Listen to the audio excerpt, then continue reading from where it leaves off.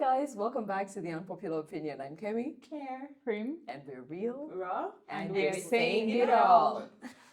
I was Nice. gonna say, and we're doing it all. Doing what? Close enough. Doing what? Guys, I have told you I have ADHD. Please, you need to give That's me fair at least. enough. You what to say? My brain Write was it down. in the traffic jam of Nakawa.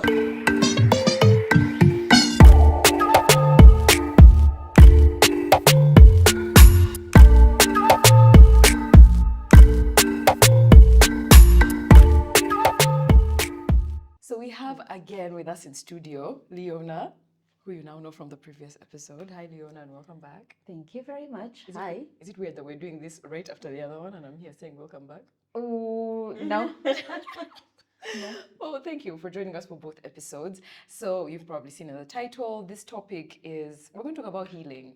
You know, healing, trauma, healing the various types of wounds that we go through life with, that we experience in our childhood and our adulthood and all of that stuff and all of those spaces. So I thought we'd just start on a note of what is trauma. And I know like trauma is one thing and maybe there's all different types of wounds, but it's one of those, I feel like it's a little bit of a catchword sometimes. We say it a lot on the internet, trauma. We say, there are words that we say a lot, but truly, what does it actually refer to like when we talk about trauma?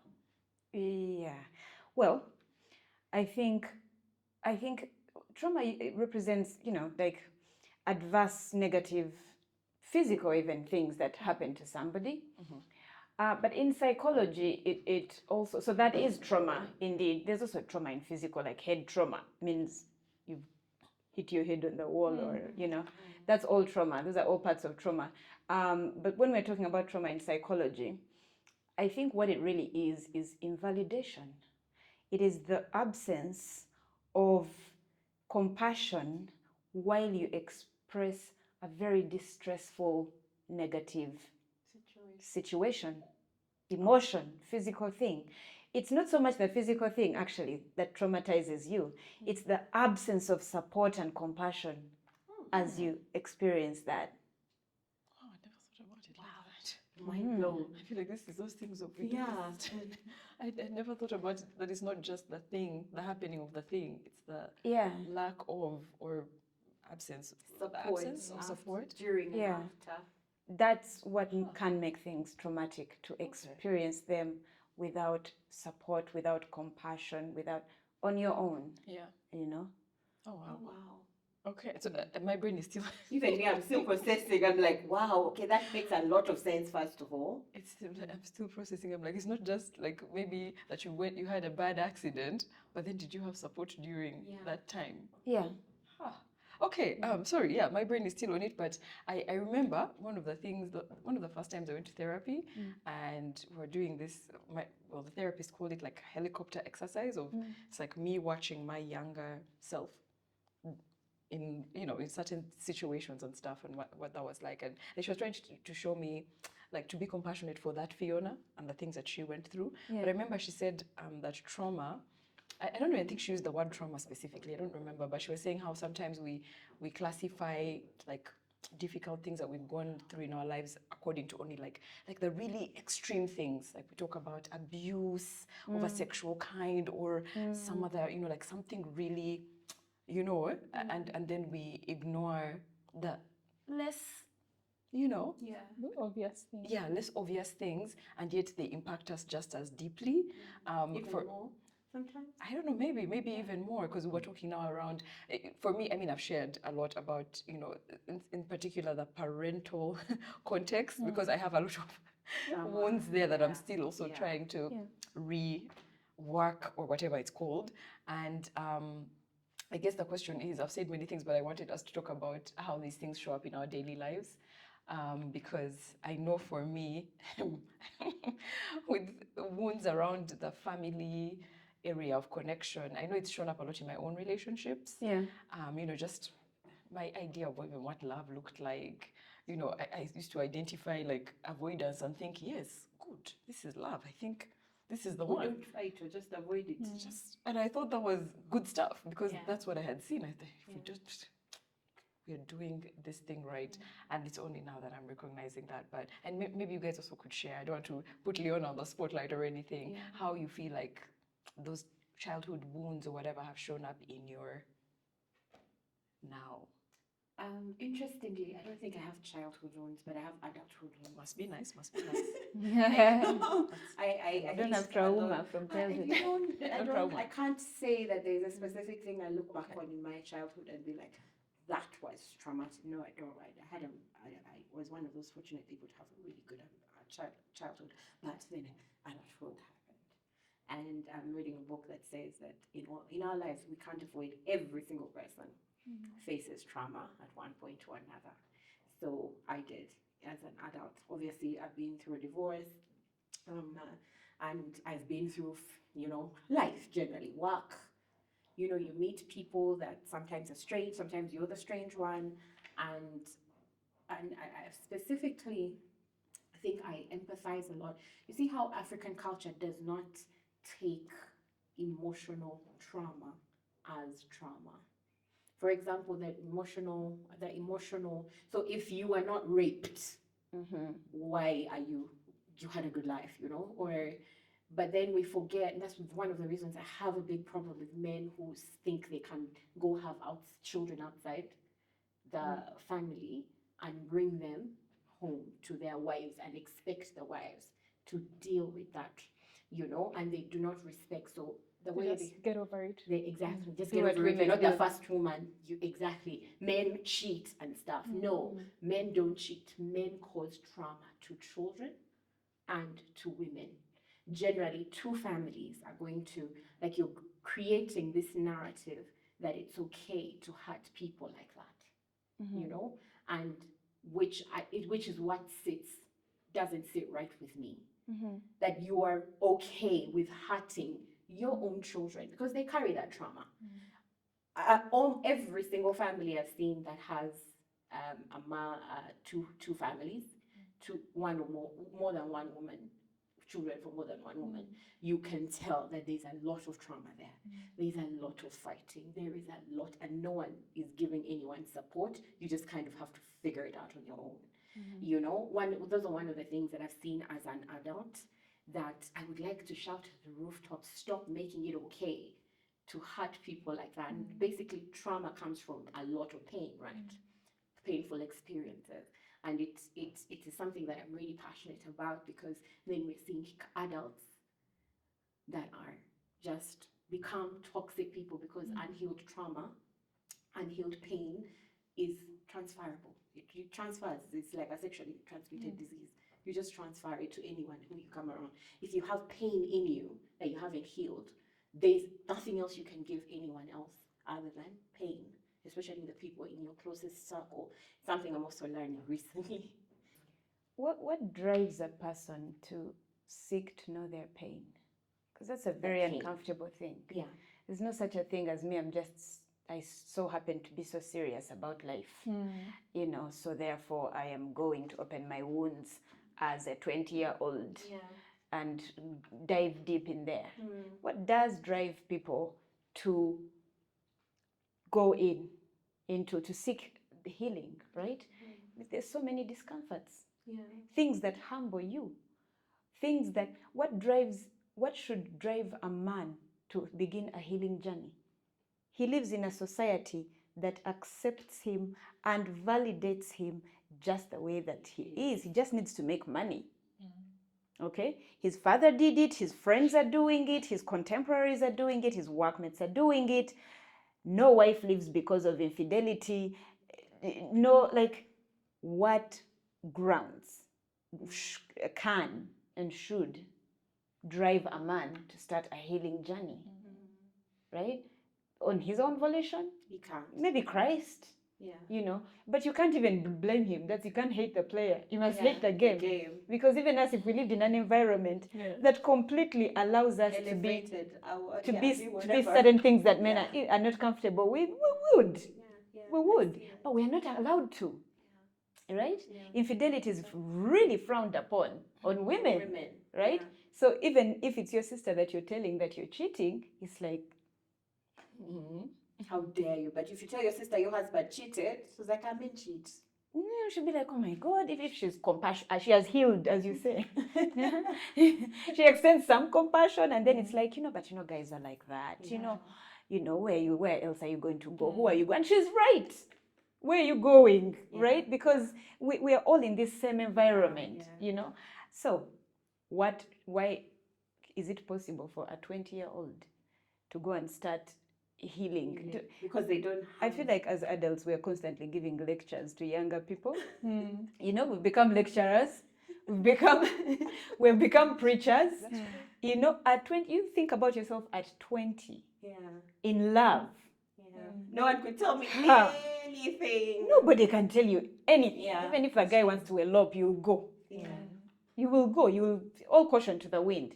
That's just age. The best you can do is model for them a certain structure. Tell them that you're here. If they need your support, tell them what your thoughts are.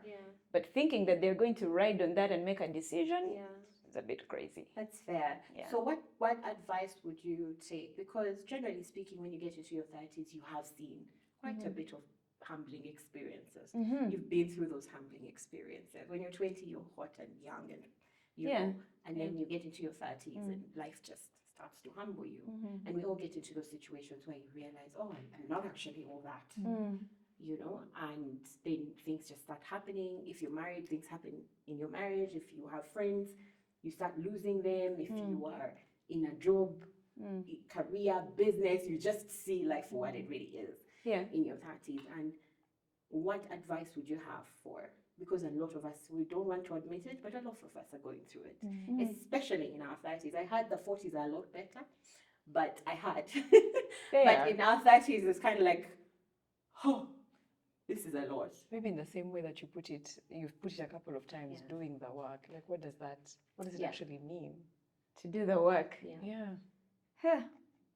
I think someone tweeted, or I don't know what social media they used, but they were like, women in their 30s are so bitter and they're so, and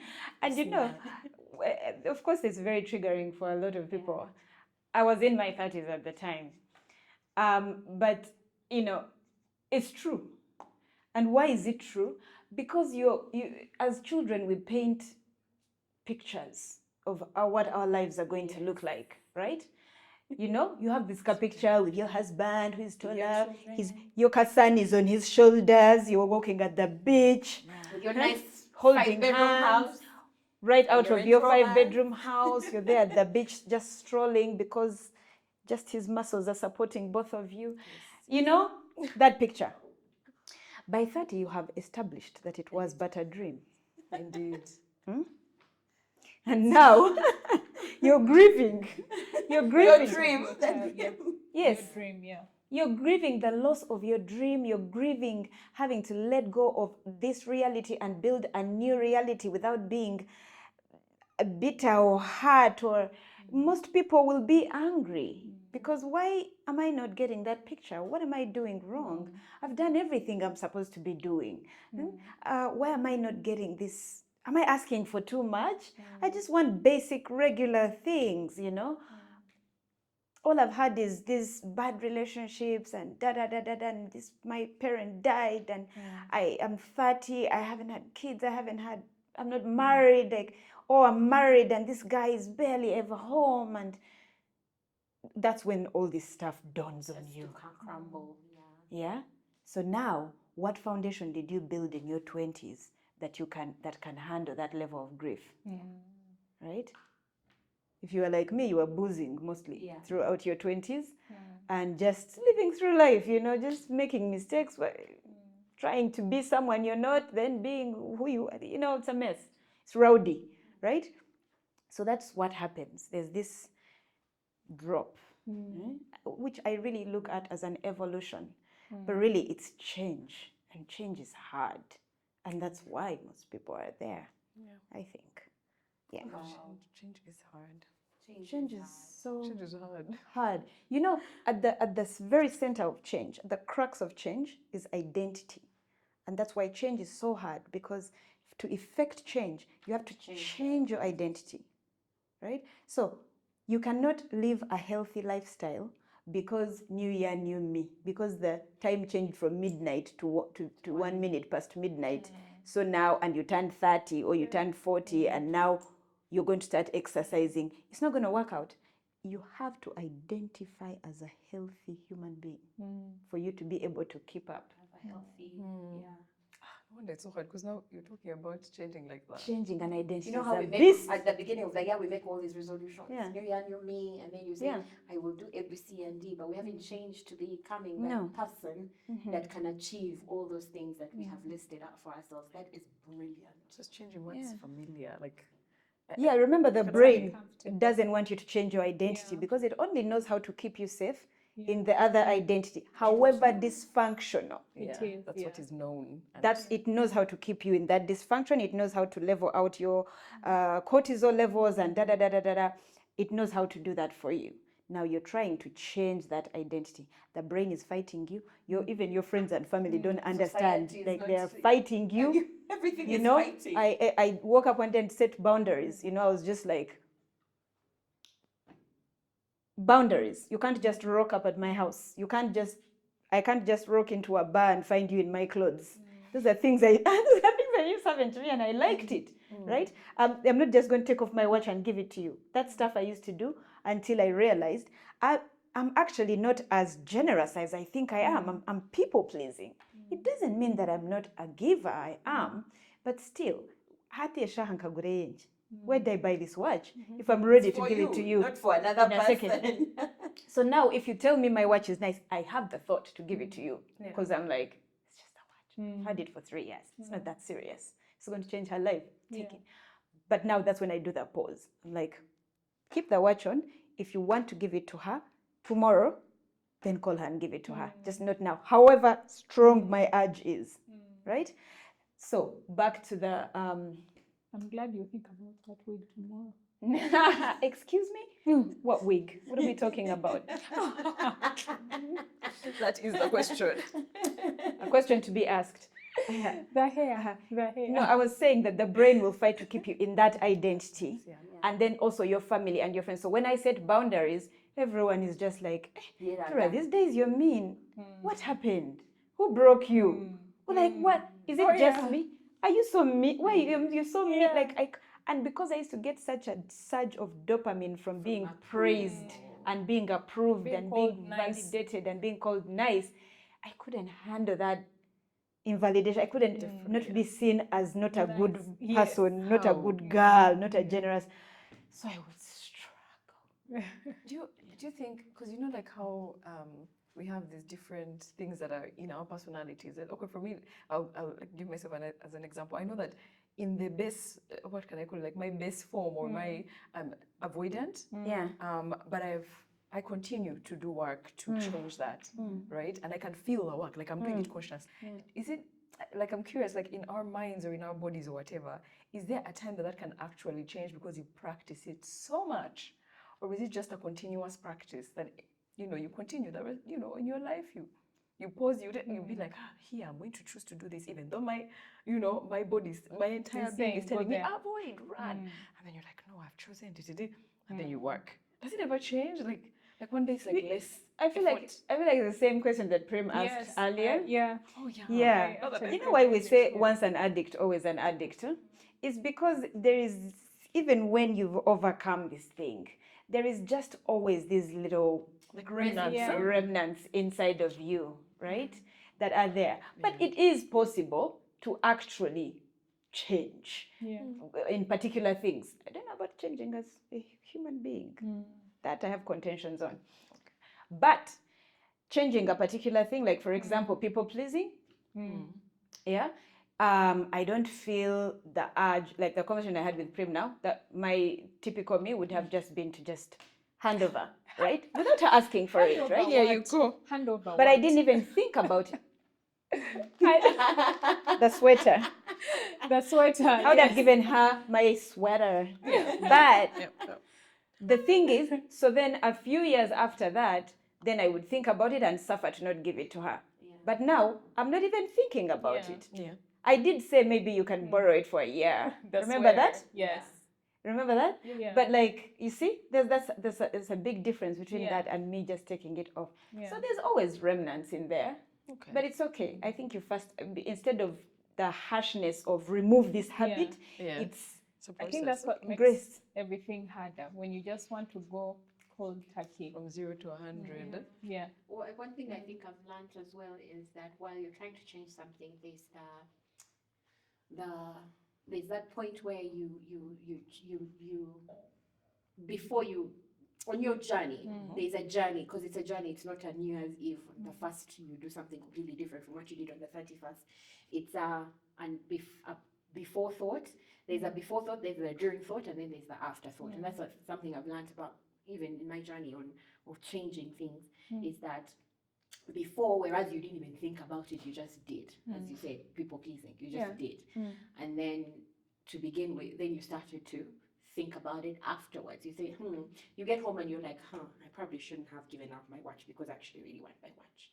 You know, that's an afterthought. That's an afterthought. Then there's that during of, well, you're thinking about, you want to give the watch, as you've said, but then you're thinking about it, you pause and say, okay, let me wait and give it after.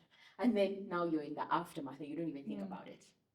And that's something I've realized, that that journey, that I give myself grace, because often what we do is that you make a resolution to change something, and then you beat yourself up for not changing it. Yeah, like in the time frame that you've set out. Yeah. And something that I've learned is to be gracious with myself, to know what stage of that am I in. I mean, am I in the process of realizing I've done something I don't want to do? Grace, be gracious with yourself, be gracious with myself, and not beat myself up, because that's what I usually used to do. And then recognize when you're in that, I actually didn't do that thing in the moment I thought about it. And then years later you wake up one day and you just don't do it. Yeah, you don't no do longer it. do it. Sometimes you don't even realize. Yeah. So I think that's a very important point, to just help people realize that change doesn't happen in a day. It takes time, sometimes years. Yeah. I guess it just reminded me of what she said actually in the previous episode about just tenderness, like showing. I like the word tenderness. So much tenderness. Like being, like really kind with yourself in that way. Why is it so that way hard? that we extend to other people sometimes and not to ourselves. Because you find other people and you're ready to just give them all of this, I don't know, stuff that you barely give yourself, and it's like, but how? Anyway, which brings me to the point of support systems and coping with the different wounds that we pick up along the way, and we're just trying to navigate life. So I mean, and I know without different experiences, and just for everyone to share, if you'd like, about what, like, how meaningful have support systems been for you in trying to navigate this stuff, or if it's not maybe specifically support systems, are there other things that are helping you cope? Yeah. Okay. We're nodding, so should I go first? Yes, go first. Okay. I know for sure people have been very meaningful in figuring my stuff out. I think I've been fortunate, but also I know I think I've been intentional with the people that I've selected to be really, really near me. That the people who can be honest with me. Even because we talk about relationships a lot, it's such a big part of life. Romantic relationships.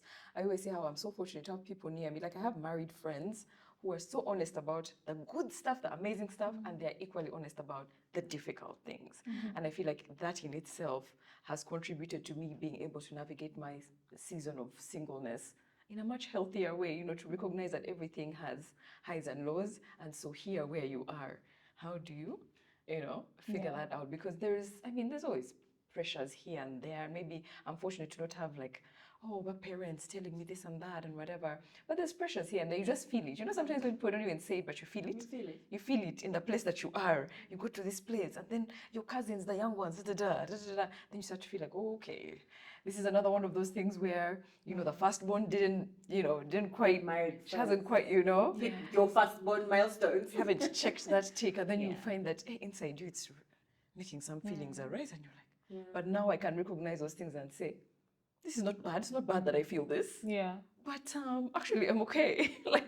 It's okay that I'm feeling these things. It's okay to desire marriage. It's okay to, to have that kind of moment of, oh, well.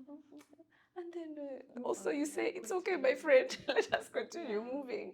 So I think people have been very I've had some very honest, but like gentle people near me who have just been like, okay, this and this, okay, whether it's this marriage stuff or it's parent stuff. Anyways, I really have some parent wounds. And not in a way that my parents, no, they're lovely people. They just had their tools, and those tools, right, that's what they could do in that time. So now figuring out now my stuff so that I don't pass it on, hopefully, to the next, my progeny. I really don't know. The question of support systems is, I don't know if it's a trigger for me or if it's a. I struggle to hold people accountable. Okay. I do not feel like anyone genuinely owes me anything. And that was a coping mechanism from coming from a place where I'm just like, everybody support me, see me, accept me, validate me, love me. I need this, I need this. I'm a very vulnerable person, right? I talk about my pains, I talk about my wins, I talk about my losses, and I grew up and realized that adulthood is extremely lonely and done alone. Even married, even with I have a big loving family. I have a big group of friends who have been my friends for over 20 years. They're incredible people. I'm surrounded by incredible people, and yet still, You still do it alone. I can't help but feel extremely alone, right? And so when you say the role of support, I feel like maybe somewhere in my healing journey, I went off the course, and then I literally became this machine that is impossible to harm because I literally have zero expectations of you. Yeah. You see? So this is not healthy. This is also like we've also gone astray, right?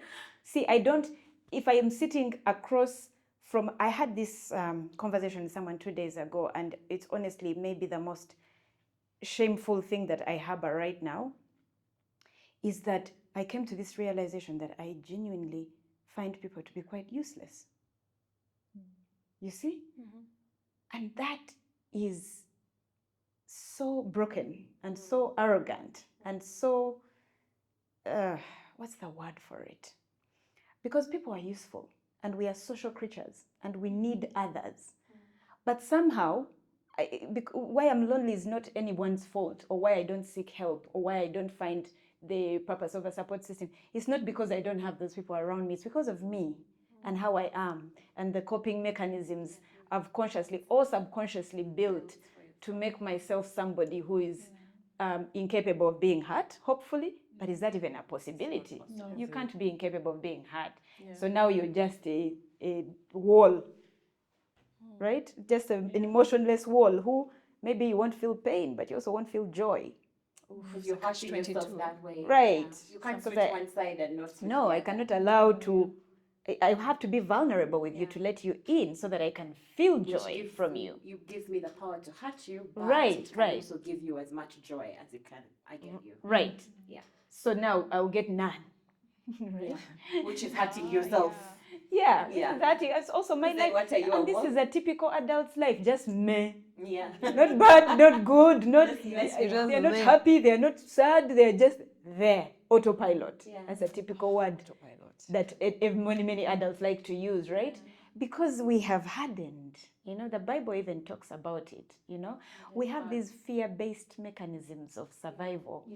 But that's why Christ came, and I'm sorry, I'm sure your audience is not just Christians. Quite a number of them are Christian. But like for me, I like to equate science to the things of Christ. That's my best like sweet spot, right? And like fear-based loving,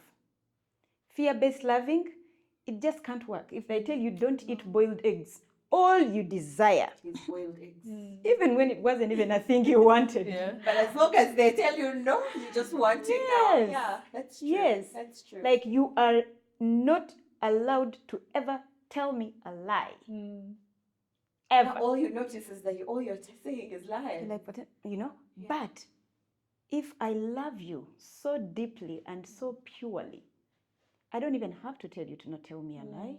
You love me too much to tell me a lie. Yeah. True. You see? Yeah. That's the thing of Christ, right? Love is the law. Not do not steal, do not kill, do not rape, do not, right? Instead, love. Because Love that yourself. will Love stop God. you from doing all these other things. Naturally stops you from doing all of those things. I think my biggest mechanism has been reading, because again, doing some friends, I have like 2 or 3 people that I can call, but generally speaking, there's a book I found. Oh my God, that book single-handedly healed me. It's called Forgiving What You Cannot Forget. That woman's books generally, I've read them all and I'm not a reader. It tells you something. Well, I listen to them. I listen to them on audio or in Audible. Every time I feel a thing, I go back to her books. Yeah. She's a Christian woman and she does a lot of Bible-based, just navigating through life, navigating through pain, navigating through people, relationships, whether it's your spouse, your boyfriend, your friends, your family members.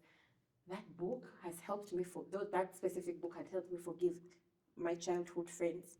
It's helped me forgive everyone, everything that has ever happened to me. And for the first time in my life, I feel that it's very practical. Something I don't like about Christian books, especially ones about marriage and relationships, is that they usually tell you to roll over and take it. Yeah. Usually. A lot of times, and I was in a specific book club that I had to quit because at that, the book was saying as a friend or as a spouse, as a wife, regardless of what your partner does, you need to keep the standard of wifery that God wants. But it's kind of like saying an eagle needs to keep heights without wings.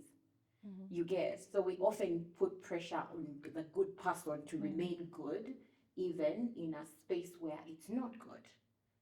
So whether it's friends, people take it out of context, that turn the other cheek is completely out of context.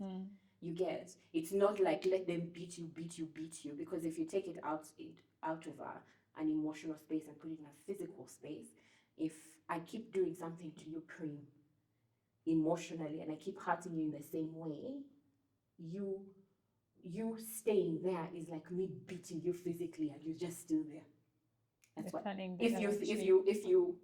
if you picture it, if you think of it as an emotional and a physical thing, because emotional beating is just as bad or even worse than. So when you have those experiences with either friends, your family members, and you're having these experiences, people just still telling you God is seeing you, do what God wants, and that's, in my opinion, because God doesn't want bad things to happen to us. That's the genuine truth. He made us and he knows our capability. We have limits as human beings. So if you're in a space or in a relationship with anyone that is making you feel like they're constantly beating you, oftentimes church people will want to come and say to you, do the Christian thing and be the good person all the time. And I'm not saying beat back, it's just sometimes you need to leave that situation. And I'm saying this book made me realize that God also has boundaries. He loves you, but kindly don't steal. You get? And if you do steal, there's certain things you need to do. Yes. There's certain things you need to do. Giving fear-based. there's no but there are boundaries. There's no boundless. You can't do something to someone boundless and they don't do anything. And I've read a lot of Christian-based books that say that give that permission, that you as the person who's getting all this bad stuff thrown at you. So it helped me heal from all that stuff. You understand? It helped me realize that it's okay to step away from these people. Set your boundaries. Yeah. You and I are not in a relationship. You and I are not in that relationship unless you stop hurting me in this way, period. Where do we draw the line? I feel like there's a huge issue these days where people just won't take no shit. Yeah. And I love it for Gen Z. I love it for the new, Yeah. But like, guys, life is hard. Yeah, it is. You have to learn endurance. Yeah. You have to learn resilience. Yeah. It will get you through life. Yeah. There is nothing worthwhile that is not a shocking amount of work. Yeah. Yeah. Name it. Yeah. From your physical body to a relationship with your mother to a relationship with your child, which should be the easiest thing. It should be effortless. It should be effortless. It's so much effort, right? There is nothing worthwhile. Yes. But so when do you draw the line between what you can take, how much can you endure? Because endurance is not the problem here. It's how much you can endure before you snap, before you reach your point of elasticity and you can no longer do it. That's now where that point is. And I actually... When to recognize that point. When to, that you have gotten to your rope, the end of your rope. The wit's end. Should you even be getting to wit's end? You should. I just wanted to question. Yeah. I just wanted to question that whole. Prima, you haven't told us what your idea of the support system is. What your thoughts on that is? I think when I had you sharing that you've always been your support system, That's you. That's me. Most of the strategies that now I think is when I'm starting to like relinquish somehow, be like, let me ask this person for this or that. But most time I've found that I'm always in survival mode so much. I've been wired that way, childhood. I had to take care of myself so much that even as an adult, I'm always trying to put measures in place to make sure that if I need myself, I am there for myself. Powerful. Like if I need, so I'll give an example of like financially. There are times I'll scroll through my phone and be like, if I need, there's no one to call, there's no one to call. Not because they are not there, but it's because my mind is not even opening up enough to see that, I could call so and so. Yeah. I went to hospital for like a life-changing operation, I think about a year or two ago. And I want you to know that when I was having that conversation with my partner then, I was like, please switch off the light so I can talk to you. I can't talk to you with the lights on. And even in the darkness, I faced the wall because I felt like, and it was more of I am point of information. I'm just letting you know. I'm not, I'm not seeking your opinion or anything. I'm just letting you know this and that and that. I want you to know that when I was telling him, it wasn't to like get help. So I had also told my neighbor, Martha, who was my I was telling her as a point of, you might not see me here for a few days, but I'll never forget when my partner that morning, I woke up, I prepared breakfast, everything, cleaned the house, but I made sure that I avoid eye contact and I avoid a place where he says, let me come with you to hospital. I will showed him that there's no, do not tell me, do not inform me. So I remember when I was driving out, my neighbors had the car. I was driving out so slowly so she doesn't hear the car and she comes to talk to me because I am really not good with difficult conversations. So I remember when she was, I still remember how she was running to the car and I was like, now she's going to talk to me. But I never forget, she just said, Nyo, let us pray. And I was like, thank God you didn't say anything else. So anyway, I drove out. So that the surgeon is telling me meanwhile, I went to hospital, checked in alone, right? My sister kept saying, can I come? And I'm like, no, I'll call you after. Can I come and be with you? No, I'll call you after. I never even told my mom, nothing. So as I'm checking in the morning, like they're wheeling me in and they're like, sign here. So I sometimes like, sign here. And they're like, your caretaker should also sign here. And I'm like, no, I'm the caretaker. The person looks at me like, you are mad. And I'm like, I got myself here and I am taking myself out of here. You get like, I've come this far, me, on my own. And I am going to save myself. So signed as both patient, caretaker, everything. And I want you to know that even when I stayed in hospital the entire time, when my mom would do something for me, I'd be like, thank you so much. Thank you so much for doing this. And I want you to know that I overcompensated. I made sure that each time my mom said she had seen a watch that she likes, I'd be like, and then I was like, I am her child. I realized only later that I am her child. I kept telling her, thank you for putting time off to be here. When people would visit, I'd be like, thank you so much for coming. I know what it means for you to give up a weekend to be here. Thank you for coming to see me. Or thank you for the time you've spent. Because I felt like, people have other places to be. So it's because for me, I've always, and had I known that I would stay that long, I would have had a nurse paid free for me to be able, for her to be in hospital. Take care of you. you. Because knowing that somehow, like, I was the person I could count on. I've been the person I can count on. Yeah. So make sure there's money somewhere in the bank for a rainy day. Make sure that, like, like things, I'm not like moving things around so that I make sure that I am there to save myself. So I never actually thought in my mind that, you could actually ask for help. You could actually cope, like people could help you cope. Yeah. Yeah. I never thought that far. It is not a good thing. It's lonely. It's not a good thing. Sounds like we all have to sort of, anyway, I don't know about this thing of balance. I keep saying balance is a lie, but When someone does, I don't know if your love language is like, for me, mine is acts of service. Same. There you go. Same. So now when someone does an act of service for me, like someone, first of all, like that scenario, I would have definitely done the same thing. Now, should someone come in, then I am so indebted Same. to them. If someone does any act of kindness for me, and I hope that this speaks into how much support we need from each other as adults, right? Because most of us have built these coping mechanisms of survival, and it's good because everyone is as consumed with themselves as you are, right?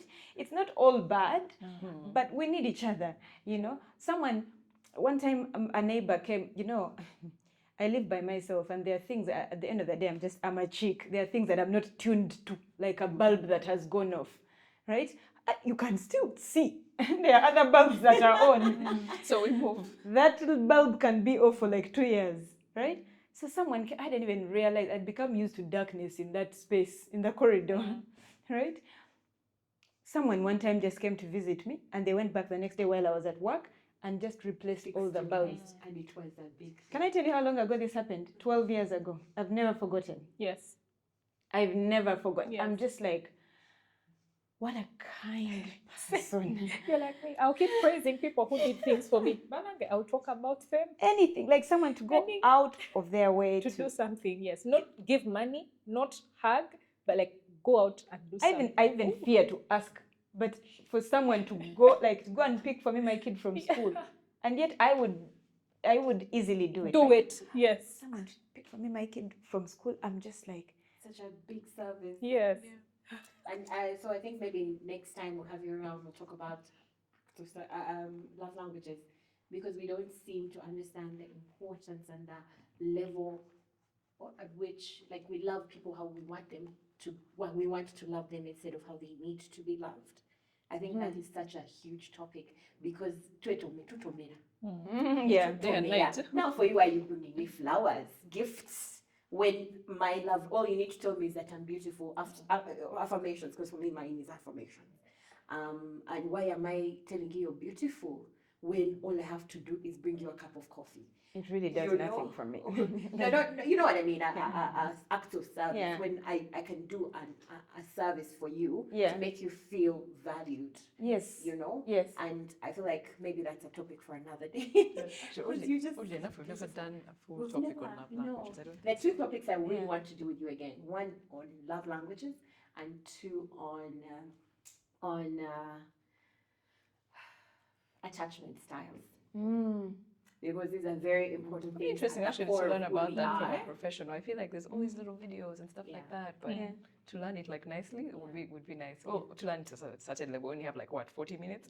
Yeah. But anyway, I think like from this last sharing that we've done, it sounds like there's sort of like a balance we are all like trying to figure out, because of course the individual is so important. You have to be able to depend on you, and at the same time you have to be able to accept the support and love of others. I think, like in listening to you guys, made me think that my way now of trying to depend on me, that I'm learning to depend on me, has been meditation, if that makes sense. Because now that's something that I do for me that helps me cope with like a thousand things in this life. So I guess like a continuous, I don't know. Do you feel like you're a good support system for the people around you? That's a very tough question. I know that I try. No, whether you think she is or not, we just have. Do I believe it? Yeah. I don't even. Scale of 1 to 10, where would you put? Like 5. 5, and I don't know. yeah, I don't know. I won't lie, I think I'll give myself a 2. Yeah, you're not like a selfish. I also feel like I've been a terrible support system, and I don't know if It's because I am no longer working overtime trying to make sure everybody's happy. It's like on the spectrum, You you know? went from one extreme. So, and that's the thing, something we need to talk about. How much of yourself do you give? Because quite often in this life we don't have much to give. You know what?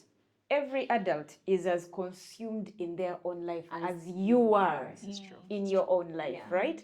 So it is really helpful to do your own work and be able to hold space for yourself, so that you're not constantly, you're not that needy of others, because others don't have it to give. They may not, Adults are done with, like, by 5 p.m. I wake up early in the morning, I work out, I have 2 kids, I have about, say, 5 sessions. After the 5 sessions, I have a company to run, I have a farm, I have parents, I have a teenager, I have siblings, I have friends. And then I sit in traffic jam and rot in it for like one. And then when I get home, how much Of yourself. how much mental fortitude do I have to truly hold space for Claire? Especially when it's not the trauma that we know that is rape, abandonment, and whatnot, right? Like, you're feeling like a failure. Imagine how dull that would be to tell me at 5 p.m. After that day. Join the club, honey. How dull. I would be like, wait, Join the friend, club, honey. catch a glass of wine or You'll something. even avoid your call. Next time the person will just be like, her. You see? And I think the one thing I've really appreciated in this season of life is gracious friends.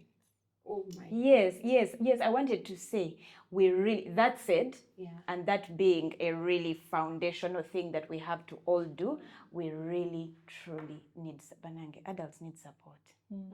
Whatever we can do to just make life that much easier for the next person, if it's within your power, please do it. I know I know it was completely different in our parents' time. I don't know if they just didn't have as much to do as we do. And their goals were quite different from ours. And I have this particular uncle. Every time I see you, the truth is I last saw him a long while time ago. But even just the time to brave that traffic to go and see him, it's impossible, And now, because every single time I see him, all he does is mention how much I have not gone to see him. That Tweraga, like, how do I I just how long time goes, and you're just like, well, no, I'm not going there just to be roasted about how selfish I am, or how things like that.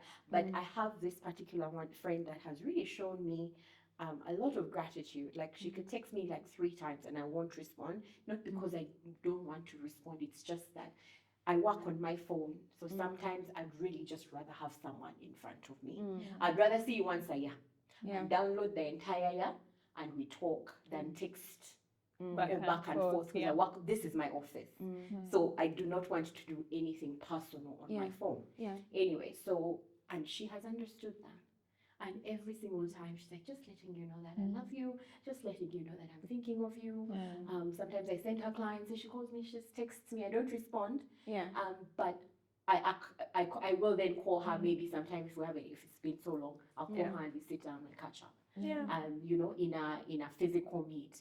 But that level of graciousness that she has had for me, personally, I don't hold my friends to any standard of keeping up with me. I don't. But that I really appreciated my friends who have had that grace for me, and to be like, you're not a bad person just because you don't respond to my texts, or you're not a bad person just because you don't throw money. You didn't give us this much money, 1 million shillings to my wedding. Because that's also, isn't it? You're not a bad friend because you didn't do A, B, C, and D. Because it's not the fact I didn't want to. It's the fact that it gets much. It gets much. So I feel like you had a really good, the last episode, you left us with a nice question for the audience. So that's your Oh my gosh. Zero pressure there. What was the topic? You know that saying about something along the lines of you don't know what people are going through, so just be kind. I can tell you that if you can think about how crazy your life is right now, whoever you are, right? that is mostly how crazy most adults' lives are, Hmm. right? So a lot of the time, they're not just ignoring you, they're not just being bad people, they're not just, they are as consumed as you are in their own lives. When you have it in you, extend grace and kindness. People need support, especially some of us who have been deemed strong women, where people are just, for you, you're fine. Check on your strong You're always friends. fine. Please check on Yeah. your strong friends. Yeah. Like There's strong friends, there's yeah. no such thing as like most adults are going through it Yeah. and need you to extend grace. But for you to be able to do that, you have to be able to extend grace to yourself. True. Can't pour out of a cup that's No? empty. Yeah. Okay, that feels like a really good, point for us to close this conversation. And thank you again, Leona, for being part of 2 whole episodes. It's been amazing having you. You're been a wonderful. fountain of wisdom. Thank you so much. I get that all the time. Okay. Also, you are a gorgeous human being. Thank you. Thanks for joining us again this week, guys, and we'll see you next week. But before then, if you've not subscribed, what's the problem? What's the problem? Every week you come, you hang out with us, we talk, you guys comment, we have this whole relationship, and then you don't subscribe. I don't know. And now we're on podcast. The live show. Oh, I was going to close the talk about the live show. Who are you? Is this not your live show? We have a live show. So if you want to see us live, come to on the 7th of September. Come to Kampala Skies Hotel. We will be talking about this push and pull relationship men and women are having these days that we want to figure out. Maybe try to figure out what's going on. Like, how can we sit and because we need each other. So come and join us, meet us. We would really, really love to meet you. See you soon. And buy a ticket. The link is in the description box. Until then, bye. Bye.